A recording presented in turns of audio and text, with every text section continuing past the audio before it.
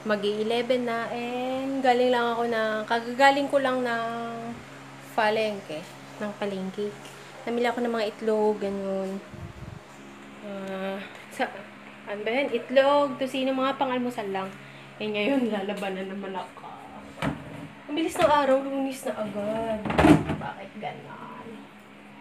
Dali Malabada to, hindi naman matapos-tapos. Nagmamadali nga ako kasi baka kasi malate si Dre, mga 11, ganyan. Magre-ready na yung kakain na, then maliligo. Ako habang wait lang unti ng time, babanlaw lang ako.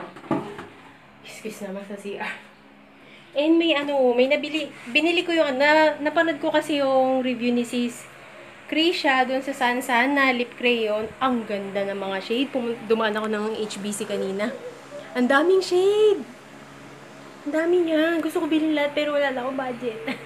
Isa lang yung binili ko. Ito yung mga sinwatch ko kanina. Ayan. Dali Ito, kung natatandaan ko ito yung passion red. Ito yung kay Sis Krisha. Tsaka ito ata yun. Ito yung binili ko. Then, ito yung Power Plum. Ang ganda rin nito. Ay, yung deep raisin. Halos lang nito. Saan ba yung... ito yan, yung Rich... excuse. Rich Mocha Matte Finish yan. Matte Finish ba? And, ang ganda ng mga shade, diba? Ang bongga. Meron pa doon, di ko na-swatch yung deep raisin. Yun yung... Parang yun yung gusto ko. Next, yun ang gusto kong bibilin. Tsaka ito. Or ito. Yan. And ito suot ko. Teka lang, may tumatawag. And ganda ng shade, no? Ito yung tatry ko. Ni-review na to ni Sis Krisha. Kung hindi nyo pa napapanood, lalagay ko yung review niya sa baba. Ito, Rich Mocha. Naubo. Yun. And, ang ganda nung ito, yung dark. Di pa ako nakakatry ng mga dark Meron ako nito sa NYX NYX. Parang kakulay nung Addis Ababa. Pero parang mas light ata ito ng onte. Yun. Ito gusto ko. Ito yung Power Plum. And ito siya. Pang everyday. Yan. Hindi ko alam kung kailan ko magagamit. Pag-aalis na lang ako. Pag-aalis na lang ako, tsaka ko siya magagamit. Hindi ko man nabubuksan. And, yun. Okay, later na lang uli. And ngayon ako nag-vlog kasi sa mapakiramdam ko mga nakaraang araw. Parang ayoko mag-hawak-hawak ng cellphone. Yun na. And, sige. Magbabalong muna ako din. Maya-maya, magre-ready na tong isa. Papasok na naman. Bilis ng araw. Yun. Later.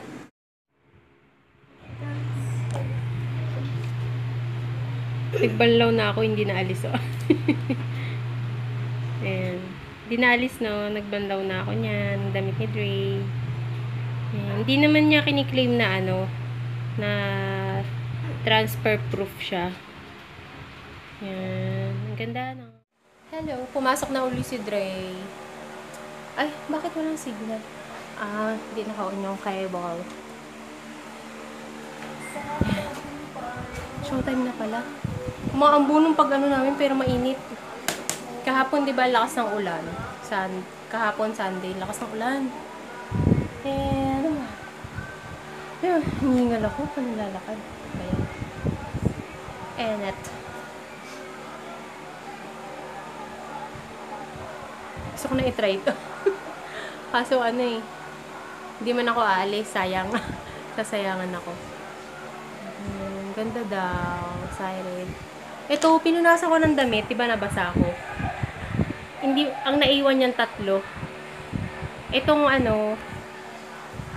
Itong Rich Mocha, naalis. Ewan ko. Pero ito ayaw, tinan mo. Ay, tingnan nyo. Isa lang yung naalis, diba yung Rich Mocha? Ayan. Natira yung, ano ba yan? Power Plum. Power Plum ba yun? Nalilimutan ko na naman. Passion red, tsaka yung pink. Ano bang pangalan ng pink? Ano yung kay Sis Krisha? Eh, pahinga lang ako din. And the dryer ko na lang yung mga damit ni Dre kasi nag-aambon-ambon na naman. Baka tuloy-tuloy na naman tong ulan na to. Eh, yun. Di pa nga ako ligo eh. Ayun, ano pa ba? Yan. Ano yung gagawin ko? Ang lakas ng ulan. Ayun. Hindi ako makakasundo pag ganyan kasi hinihila yung bag ni Dre. Ayan o. Oh my G. Ito naman siguro yan. Ang kasalan. Hihinto naman siguro kasi si Dre. Naku. May bagyo kasi. Bagyong Ambo. Si Dre. Lakas pa naman. Hindi ko mahila yung bag. Ay, hindi pa. Plastiko na lang. Dadalhin ko na lang pala yung kapote niya. Ayan. Ayan. Hello. Ang lakas ng ulan. Kain tayo. Ano lang. Kasi may niluto ko ng kanton. Yun lang yung tira kong ano. Tapos yung natira kong sangag, egg, and adobo. Yun lang. Ako lang mag-isa. Walang baby boy ko. Lakas ng ulan no. May ano kasi, may bagyo. Unang bagyo ngayong taon is Ambo. Bagyong Ambo. Anong bagyo ba? Oo, kasi letter A, di ba? Alphabetical mga bagyo, mga bagyo, di ba? Alphabetical. Eh, hindi ako maka-film. Hindi ako may ipipilm sana ako eh. Kaso, ano kasi, lakas ng ulan. And madilim. May ipipilm akong DIY. Abangan nyo. Ano ko, unang collaboration. Unang collaboration. Sana maging okay ang kalalabasan. DIY yun, DIY. And, ano yun. Eh, kanin ko parang masama. Mabaw pa. May bawang pa. Pero yung bawang na nilalagay ko dito, hindi ko ginigisa. Yung bits na, diretso na, ginagano ko na lang. Tapos yung lulutuin ko lang konti pa initin. Yun lang. And juice. Ngayon lang uli ako inom ng juice. Alam ko, ano siya, ma-sugar. Pero, ngayon lang naman. Nesty. Yun. Let's eat. Wala si Dre. So, ito na. Gamit ko na yung Sansan. And, ayan. Umaraw na. Eh, okay siya. Kaso, mapapansin yung, ang dami kasing crack ng lips ko. Eh, napapansin. Ayan, ano siya, naging visible tuloy lalo yung crack ng lips ko. Pero okay lang. Maganda siya sa lips, magaan, parang wala kang suot. Very moisturizing, and pag swipe mong ganun, nag-glide talaga siya. Ang ganda. And sana, tetest ko mamaya before ako magsundo kay Dre. Hindi ko alam kung susunod ko doon. Nahiya ako dun sa mga nanay pag nakita nila. Eh, tatry ko na lang na susuot hanggang mamaya. Then, yan. Dito lang naman kasi din ako sa bahay. Kumain na rin ako. Okay naman siya. Parang pang everyday talaga. Gusto ko yung yung sunod yung dark, ganda. Ayan. Na-emphasize tuloy lalo yung crack ng lips ko. Pero carry lang. Pag malayo, hindi naman, di ba? Ayan, pag malayo, hindi naman. Di ba? Ayan, okay siya. Glide.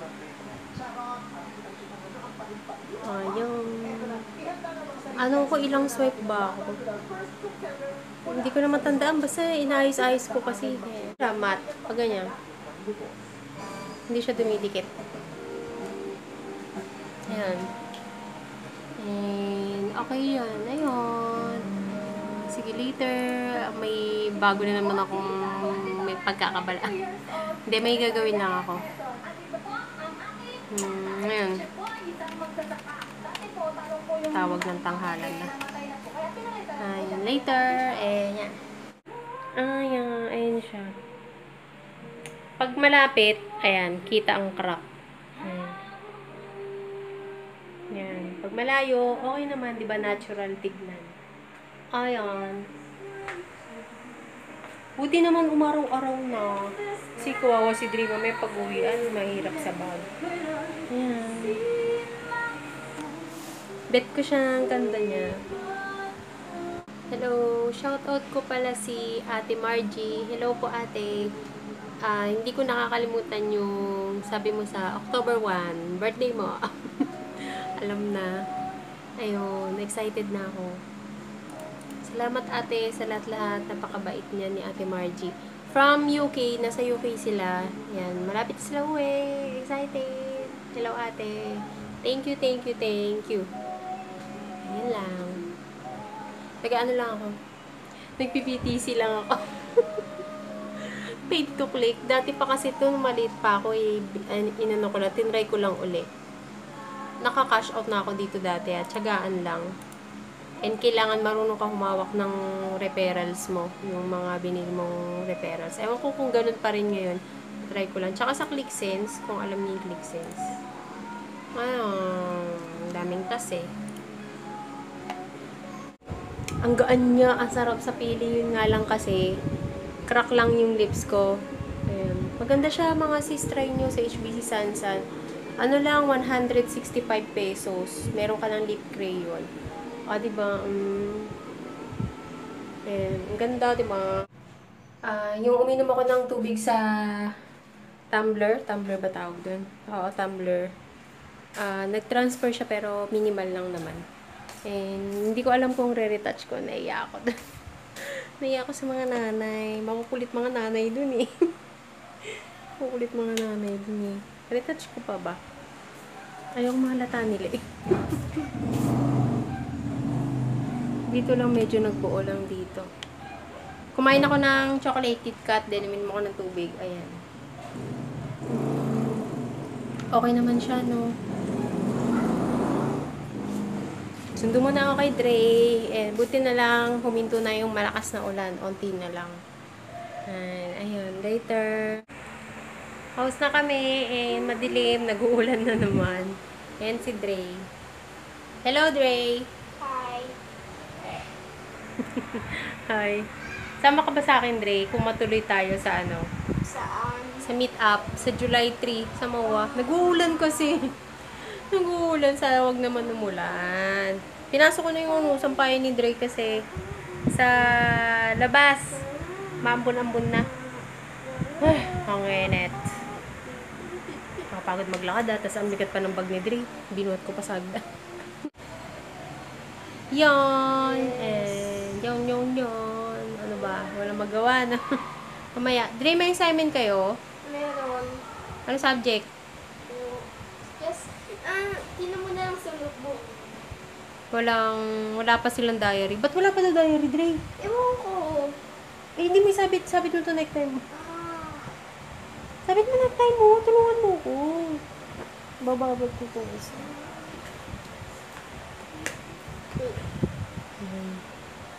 Yung ano. Oh!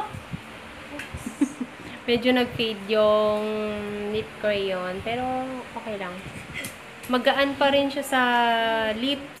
Nalagay ko na lang yung link ni Sis Krisha regarding dun sa review niya nitong Sansan. Okay naman siya for me. Ang goon. Pala ko bilhin yung ibang color. Yung dark naman kasi wala pa akong dark na lipstick. Halos puro light. Mga ganun. Try ko naman yung dark kong bagay. Yan. May alam ba kayong mga sis na product na nakakaalis ng crack ng lips? Sabihin nyo naman sa akin. Dami ko na try mga lip balm, Waipik eh. Or magi-scrub, no? Magi-scrub. And Himalanon, hindi ako nagtali. Pero mamaya, ito, naka-ready, magtatali na ako.